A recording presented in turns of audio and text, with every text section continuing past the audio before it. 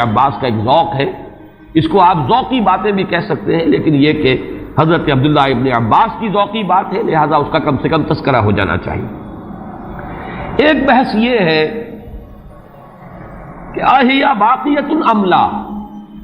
کیا یہ رات جو اس کی عظمت تھی یہ باقی ہے، یا صرف وہی رات جو تھی جس میں کہ قرآن مجید نازل کیا گیا وہی عظمت کی حامل تھی؟ انا انزلناہ فی لیلۃ القدر، یا یہ کہ اب بھی ہر سال یہ رات آ رہی ہے تو اسی عظمت کی حامل ہے، اسی قدر و منزلت کی، اسی برکت کی حامل ہے؟ اس پر بھی تقریباً ایک اجماع ہے کہ یہ لیلۃ القدر باقی ہے، ہر سال آتی ہے۔ اس کے ضمن میں بلکہ میں چاہتا ہوں کہ اپنے قول کی تصحیح کر دوں کہ ایک رائے میں نے ابتدائی دور میں بیان کی ہے اپنے بعض خطبات میں، تقاریر میں، اور وہ جیسا کہ ایک خطیبانہ انداز ہوتا ہے، قرآن مجید کی عظمت کے بیان کے ضمن میں یہ باتیں، یہ بھی نقطے کے درجے کی باتیں ہوتی تھی اور وہ میں بیان کرتا رہا ہوں کہ قرآن ہے اصل عظمت کی حامل شے۔ جس رات میں یہ قرآن نازل ہوا وہ لیلۃ القدر بن گئی، گویا کہ لیلۃ القدر کی عظمت جو ہے وہ قرآن کی عظمت سے مستعار ہے۔ جس مہینے میں یہ نازل ہوا وہ مذہب جو ہے، وہ مہینہ جو ہے مبارک ہو گیا، شہر المبارک، اور وہ مہینہ جو ہے وہ روزے کی عظیم عبادت کے لیے مختص کر لیا گیا۔ اسی طریقے سے جو دن اس کی تعلیم کے لیے خاص کیا گیا، جو جمعے کا دن جو ہے وہ در حقیقت تعلیم قرآن کے لیے، یتلو علیہم آیاتہ ویزکیہم ویعلمہم الکتاب والحکمہ، جو حضور کا عمل تھا اسی کو دوام عطا کیا گیا ہے خطبہ جمعہ کی صورت میں۔ وہ دن جو ہے وہ سید الایام بن گیا کہ ہفتے کے دنوں میں وہ سردار دن ہے، جمعے کا دن جو ہے وہ سردار ہے تمام دنوں کا۔ یہ بات اپنی جگہ پر صحیح ہے جہاں تک اصولی اعتبار سے، لیکن میں اس میں جو تصحیح کر رہا ہوں جزوی طور سے وہ یہ ہے کہ لیلۃ القدر کی عظمت جو ہے وہ خود اپنی جگہ پر ہے، فی نفسہا ہے، اپنے ہی مقام پر ہے، اپنی جگہ ہے، بجائے خود، جسے کہتے ہیں فارسی میں بجائے خود عظمت کی حامل ہے۔ اور اس کی عظمت کا مقام یہ بھی ہے کہ اس میں فیہا یفرق کل امر حکیم، تمام معاملات جو ہیں اللہ کے فیصلے جو ہیں ان کو ایشو کر دیا جاتا ہے، وہ گویا کہ حوالے کر دیے جاتے ہیں، وہ فیصلے صادر ہو جاتے ہیں اللہ تعالیٰ کی جناب سے، تو یہ اس کی عظمت قدیم ہے۔ قرآن کا نزول اس کے ساتھ شامل کیا گیا ہے کہ اس عظیم رات کا انتخاب کیا گیا ہے قرآن کے نزول کے لیے۔ یہ میں چاہتا تھا کہ اپنے ان سابقہ بیانات کے ضمن میں یہ تصحیح جو ہے میں آپ کو نوٹ کرا دوں۔ دوسرے یہ کہ آیا اس کے ساتھ اس کا دن بھی اس عظمت میں شامل ہے یا نہیں؟ اس میں بھی اکثر مفسرین کا جواب یہ ہے کہ دن شامل ہے، اس لیے کہ قرآن مجید کا حساب کتاب، عرب کی تقویم، اس میں رات بول کر بھی دن رات مراد لیتے تھے اور یوم بول کر بھی دن رات مراد لیتے تھے۔ یوم بھی 24 گھنٹے کے مجموعے کا نام ہے، اور جب رات کا تذکرہ آتا ہے تو رات بھی در حقیقت دن اور رات کے 24 گھنٹوں پر اس کا جو ہے اطلاق کیا جاتا ہے۔ جو دن آتا ہے رات کے بعد وہ اس رات کے تابع ہے۔ اس اعتبار سے یہ عظمت جو ہے صرف شب کے ساتھ نہیں ہے، بلکہ یہ کہ اس کے بعد آنے والا دن جو ہے وہ بھی اسی عظمت کا حامل ہے۔ اس سے ایک بہت بڑا مسئلہ حل ہو جاتا ہے کہ جو اس دور میں خاص طور پر بہت سے لوگوں کے ذہنوں کو پریشان کر سکتا ہے، اور وہ یہ کہ جب کہ مکے میں یا عرب میں رات ہے تو امریکہ میں وہ دن ہے، وہ دن، یا اگر وہ رات آئے گی تو ابھی اس کے کچھ 12 گھنٹے کے بعد وہاں پر رات آئے گی۔ اس اعتبار سے دن جو ہے وہ بھی جب شامل ہو گیا اس کے ساتھ تو معلوم ہوا کہ کرۂ ارضی کا کوئی حصہ بھی، کوئی نقطہ بھی اس برکت اور اس قدر و منزلت سے محروم نہیں رہے گا، اس لیے کہ دن کے رات کے ساتھ وہ دن جو ہے طبعاً شامل ہے۔ اب آئیے کہ یہ خیر من الف شہر، اس سے کیا مراد ہے؟ دو باتیں تو اس میں بالکل واضح ہیں۔ ایک تو اس اعتبار سے کہ اس میں جو عبادت کی جائے، استغفار کیا جائے، ذکر کیا جائے، اس کی قدر و منزلت، اس کے لیے ایک تعبیر ہے، جو انداز اسلوب بیان اختیار کیا گیا وہ یہ ہے، اس سے مراد وہ 1000 مہینے جو ہے گنتی کے 1000 مہینے نہیں ہیں، اس کو جن لوگوں نے حساب کر کے 83 برس اور کچھ مہینے نکالے ہوئے تو وہ در حقیقت یہ حساب کتاب نہیں ہوتا۔ عربی زبان میں کہیں 100، کہیں 70، کہیں 1000، یہ کثرت کی تعبیر کے لیے آتے ہیں۔ تو معلوم ہوا کہ بہت زیادہ اجر و ثواب ہے عبادت کا، دعا کی قبولیت کا بہت قوی امکان ہے اس شب مبارک میں، اور یہ کہ تقرب الی اللہ کے لیے انسان کوئی کوشاں ہو تو اس کی پیش رفت جو ہے اس شب میں جو ہے وہ بقیہ دنوں اور بقیہ راتوں کی نسبت سے بہت زیادہ ہوگی۔ اس میں جو ایک اشکال پیدا ہوتا ہے ذہن میں کہ آخر کیا سبب ہے کہ بعض خاص جو دن ہیں یا بعض خاص مہینے ہیں ان کی جو خاص جو فضیلت ہے، تو اس کو میں سمجھتا ہوں کہ بہت عمدگی سے ہمارے مفسرین نے سمجھایا ہے کہ عالم مادی میں بھی ہم یہ چیز دیکھتے ہیں کہ مناسبت ہوتی ہے۔ کوئی فصل ہے گندم کی، اب آپ اگر اس کو غلط موسم میں اگر بو دیں گے تو آپ کا بیج بھی ضائع ہو جائے گا۔ مناسبت ہے،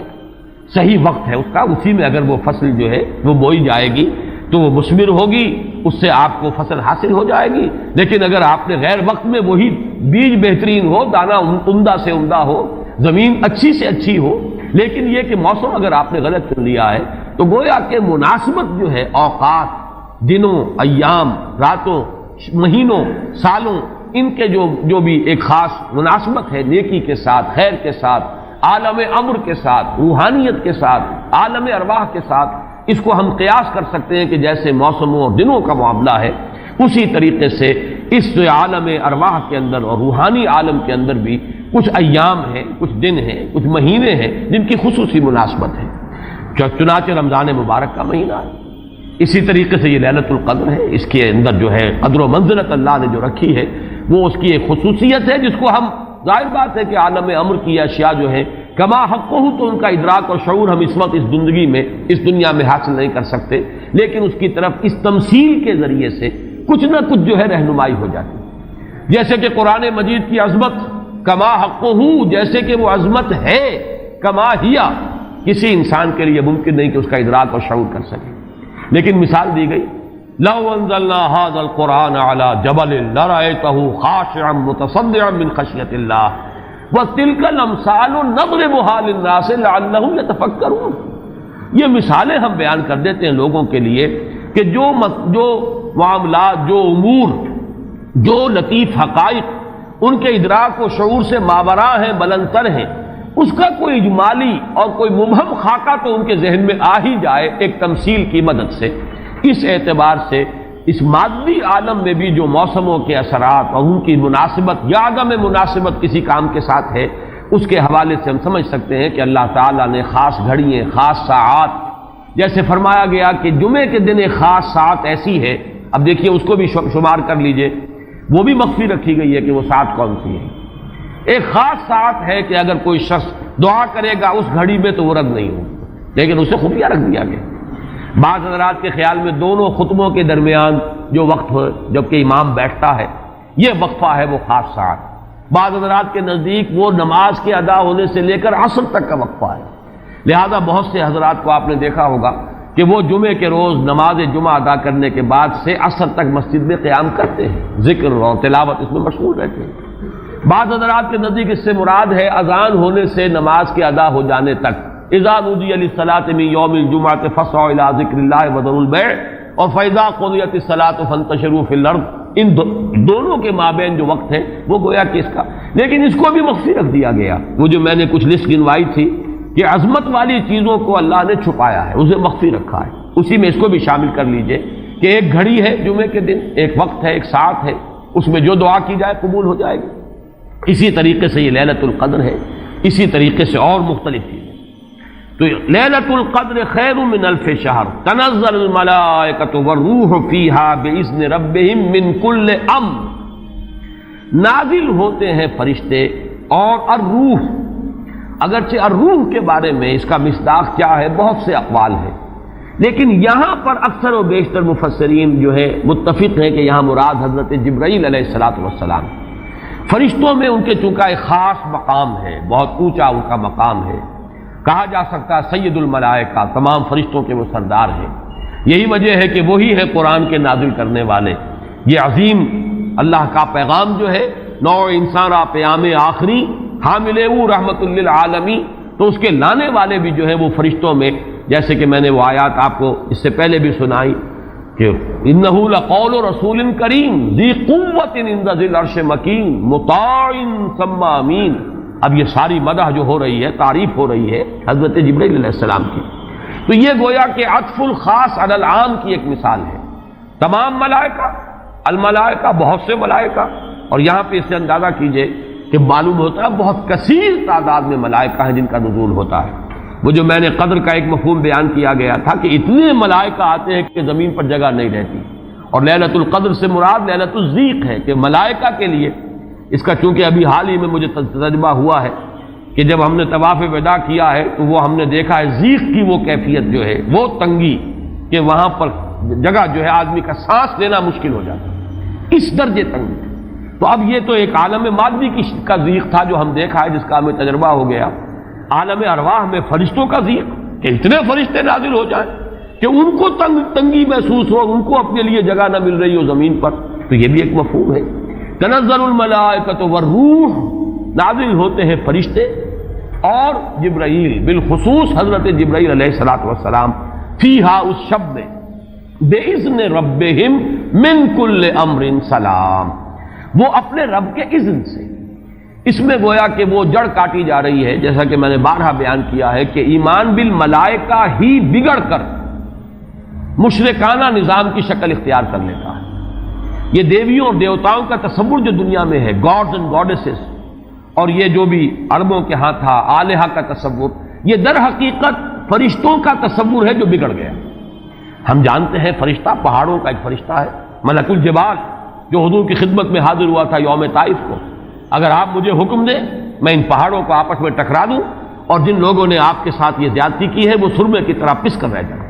ملک الجبال ایک فرشتہ ہے کہ جو پہاڑوں پر معمور ہے، اسی کو کہہ دیا گیا پہاڑوں کا دیوتا۔ فرق کیا ہے ملک الجبال اور پہاڑوں کا دیوتا میں؟ فرق کیا ہے؟ دیوتا کے ساتھ تصور یہ کہ اسے کچھ اختیار حاصل ہے، جبکہ فرشتوں کے بارے میں جو صراحت قرآن کرتا ان کے پاس اختیار کوئی نہیں۔ یفعلون ما یؤمرون، وہ وہی کچھ کرتے ہیں جو جس کا انہیں حکم دیا جاتا ہے۔ لا یعصون اللہ ما امرهم ویفعلون ما یؤمرون، وہ اللہ کے کسی حکم کی نافرمانی نہیں کرتے، وہی کرتے ہیں جس کا ان کو حکم ہوتا ہے۔ اور وہ آیت جو میں نے پہلے بھی آج سنائی ہے، حضرت جبرائیل نے حضور کے اس شکوے یا گلے کے جواب میں جو بھی کہا، اپنی وضاحت پیش کی، ما نتنزل الا بامر ربک، اے نبی، اے محمد صلی اللہ علیہ وسلم، آپ کا شوق اپنی جگہ، لیکن ہم نازل نہیں ہو سکتے آپ کے رب کے اذن کے بغیر، آپ کے رب کے حکم کے بغیر، ہمارا اختیار نہیں ہے۔ اور وہ مقام اس اعتبار سے عظیم ترین مقام ہے قرآن مجید کا، ضربۃ السلام ہے، لہو ما بین ایدینا وما خلفنا وما بین ذالک، اللہ ہی کا اختیار ہے اس پر بھی جو ہمارے سامنے ہے، اللہ کے اختیار میں ہے وہ بھی جو ہمارے پیچھے ہے،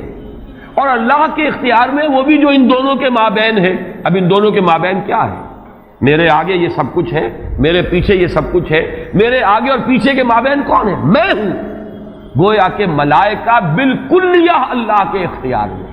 ان کا کوئی اختیار جو ہے اپنا نہیں ہے، اگرچہ بہت ملائکہ مقربین ہے، مقام بہت بلند ہے، نوری مخلوق ہے۔ چنانچہ مسلم شریف میں حضرت عائشہ صدیقہ رضی اللہ تعالیٰ عنہ سے روایت موجود ہے کہ اللہ نے فرشتوں کو نور سے پیدا کیا،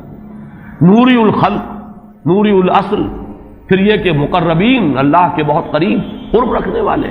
لیکن اختیار نہیں، جو حکم ملتا ہے۔ بس یہ بات پیش نظر رہے تو ایمان بالملائکہ جو لازم ہے ہمارے ایمانیات کا جزو لا ینفک ہے۔ آمنت باللہ وملائکتہ وکتبہ ورسلہ والیوم الآخر والقدر خیرہ وشرہ من اللہ تعالی والبعث بعد الموت۔ ایمان باللہ کے فوراً بعد ایمان بالملائکہ ہے، لازم ہے، لیکن یہ کہ ذرا سا دیکھیے بال برابر ادھر سے ادھر ہو جانے سے وہ جو ہے کہ رفتم کے خارج پاکشم محمل نہا شد از نظر، یک لحظہ غافل گشتم و 100 سال راہم دور شد، ایک لحظے کی غفلت جو ہے وہ 100 سال کی دوری ڈال دیتی ہے راستے کے اندر، ایک لحظے کی ذرا سی یہ لغزش جو ہے۔ اگر ان ملائکہ کے بارے میں یہ تصور قائم ہو جائے کہ یہ بھی صاحب اختیار ہے تو ٹھیک ہے، پھر کچھ دنڈوت ہونی چاہیے، پھر کچھ چڑھانے چاہیے، پھر ان سے دعائیں کرنی چاہیے، ان سے استغاثہ ہونا چاہیے، ان کو پکارا جانا چاہیے۔ وہ سارا کا سارا شرک کا جو طومار ہے اب اس کے لیے پورا جواز پیدا ہو گیا اگر ذرا سی یہ علمی غلطی ہو جائے۔ تو اسی لیے یہاں پر خاص طور پر تنزل الملائکۃ والروح فیہا بإذن ربہم، اپنے رب کے اذن سے نازل ہوتے، از خود نازل نہیں ہوتے۔ یہی بات ہے کہ جو وہاں فرمائی گئی ہے اس سورہ مبارکہ میں، فیہا یفرق کل امر حکیم امرا من عندنا، ہمارے پاس سے وہ امر جاتا ہے، کسی اور کا اختیار نہیں ہے. امرم من عندنا، اس کا فیصلہ ہم کرتے ہیں. یدبر الامر ہم ہیں، تدبیر امر ہم کرتے ہیں، فیصلہ کرنے والے ہم ہیں، حکم دینے والے ہم ہیں، تقدیر کا تعین کرنے والے ہم ہیں، اس کے لیے حکم ایشو کرنے والے ہم ہیں. تو فرمایا امرم من عندنا انا کنا مرسلین، اور ہم ہی ہیں کہ جو بھیجنے والے ہیں. اپنے فرشتوں کو بھیجتے ہیں تنفیذ امر کے لیے، اپنے رسولوں کو بھیجتے ہیں لوگوں کو خبردار کرنے کے لیے، جو کہ اگلی صورت کا مقصد ہے، جو مرکزی مضمون ہے کہ مقصد رسالت ہے کیا. تو فرمایا تنزل الملائکۃ والروح فیہا باذن ربہم من کل امر. اب دیکھیے کل امر کس طرح یہ الفاظ جو ہے ایک دوسرے کے ساتھ ان دونوں مقامات کے جو ٹیلی کر رہے ہیں. انا انزلناہ فی لیلۃ القدر، انا انزلناہ فی لیلۃ مبارکۃ. قدر اور مبارک یہ دونوں ایک دوسرے کے مقابل میں آ گئے. یہاں فرمایا من کل امر، تنزل الملائکۃ والروح فیہا باذن ربہم من کل امر. وہاں فرمایا فیہا یفرق کل امر حکیم امرا من عندنا انا کنا مرسلین. اس شب میں ایشو ہو جاتے ہیں تمام معاملات، تمام فیصلے، اور ہوتے ہیں ہمارے پاس سے. یہ غالباً جو ہمارے ہاں جو فیصلے عدالتی فیصلے ہوتے ہیں ان میں بھی خاص الفاظ آتے ہیں کہ یہ عدالت کا اپنا فیصلہ ہے، یا ہم اپنے فیصلے سے یہ بات جو ہے اس کا تعین کر رہے ہیں. تو امرا من عندنا یہ ہمارا فیصلہ ہمارے پاس سے اس کی تعین ہوتی ہے. سلام ہی حتی مطلع الفجر. سلام میں ایک تو یہ بات کہ نحوی اعتبار سے کہ اس کا مبتدا محذوف ہے، وہ سلامتی ہی سلامتی ہے. اور سلام کے دو معنی کیے گئے ہیں. ایک تو جو سلام کا یا سلامتی کا ذریعہ بنے. یہ رات سلامتی کی رات ہے، اس رات میں سلامتی حاصل کی جا سکتی ہے، اس رات میں اللہ کی مغفرت حاصل کی جا سکتی ہے، اللہ کے عفو و درگزر کے عام ہونے کی رات ہے. ایک یہ کہ اس رات میں مولانا اصلاحی صاحب نے ایک بڑا پیارا لفظ استعمال کیا ہے کہ جو شیاطین جن ہیں ان پر کرفیو لگا دیا جاتا ہے. جیسے رمضان مبارک کے بارے میں آیا ہے کہ ان جو شیاطین ہیں ان کو قید کر دیا جاتا ہے. یعنی یہ کہ برائی کے جو محرکات و دوائی ہیں ان میں کمی آ جاتی ہے، خیر کے دوائی اور داعیات و محرکات وہ اس کے اندر نکھرتے ہیں، ابھرتے ہیں. اور یہ ہر شخص کو اندازہ ہے رمضان مبارک کا ایک خاص ماحول ہوتا ہے. اس میں واقعہ یہ ہے کہ اگرچہ بدطینت لوگ اس میں بھی بد کرداری کا معاملہ کرتے ہیں، لیکن یہ کہ طبیعت جو عام ماحول اس ماہ مبارک کا ہوتا ہے اس میں خیر کا کرنا نسبتاً بہت آسان دوسرے دنوں کے مقابلے میں. اور برائی کی طرف میلان جو ہے وہ زیادہ ہی شدید ہوگا تو شاید اس کا جو ہے اظہار ہو جائے، ورنہ عام طور پر برائی کے میلانات جو ہے ان میں کمی پیدا ہو جاتی ہے. تو سلام ایک تو اس معنی میں کہ سلامتی حاصل کرنے والی رات، دوسرے یہ کہ اس رات میں سلامتی ہوتی ہے کہ جنات جو ہیں شیاطین جن ان کے اوپر پابندیاں ہیں، قدغنے ہیں. اور ایک یہ لفظ لایا گیا ہے سالم کے معنی میں. سالم پوری رات، یہ پوری رات کا معاملہ ہے، اس کی کوئی خاص ساعت نہیں ہے. اس میں گویا کہ خاص دلجوئی کی جا رہی ہے کہ اگر کوئی شخص پوری رات میں نہیں بھی جاگ سکا، لیکن اگر طبیعت میں انشراح ہو جائے کسی اس کی ایک ساعت میں، کسی ایک حصے میں، تو وہ یہ سمجھے کہ وہ محروم نہیں رہا، اسے اس رات کی سعادتوں اور برکات میں سے حصہ مل جائے گا. ہی حتی مطلع الفجر. اور یہ رات جو ہے یہ فجر کے طلوع ہونے تک یہ برکات کا نزول، فرشتوں کا نزول، خیر و سعادت، سلامتی کا حصول، یہ تمام چیزیں جو ہیں اس رات کے آخری جو سرحد ہے مطلع الفجر، طلوع فجر تک یہ تمام کیفیات برقرار رہتی ہیں. اللہ تعالی ہم سب کو یہ لیلہ قدر اور لیلہ مبارکہ جو ہے اس کی برکات سے اور اس کی قدر و منزلت سے اور اس کے خیرات و حسنات سے متمتع ہونے کی توفیق عطا فرمائے. بارک اللہ لی ولکم فی القرآن العظیم ونفعنی وإیاکم بالآیات والذکر. عباس کا ایک ذوق ہے، اس کو آپ